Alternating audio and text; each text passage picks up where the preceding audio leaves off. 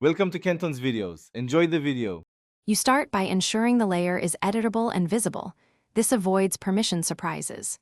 Open Arcgis Pro, load the map, and locate the layer in the Contents pane. Once selected, make sure the layer is the active layer. You will see its context ribbon tools enabled. Next, click Data Fields to view schema or right-click and open Attribute Table to inspect existing records. This first step readies both the data and interface, so you can add fields efficiently without breaking the schema. You now add the attribute field itself. In the Fields view, click Add to create a new field, then provide a clear name and alias. Use types like text, integer, double, or date depending on the data. Set length for text, precision for numbers, and configure nullable if blanks are allowed. If needed, apply a domain to control valid values and set a default to speed data entry. Once configured, click Save on the Fields tab. This commits schema changes, so the new field appears in the attribute table.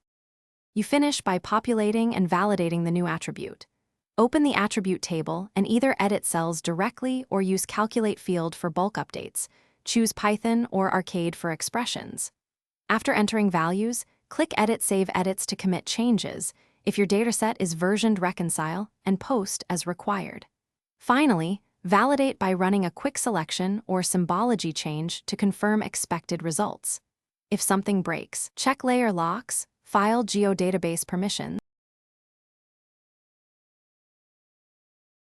Thanks for watching. Consider subscribing if we helped you.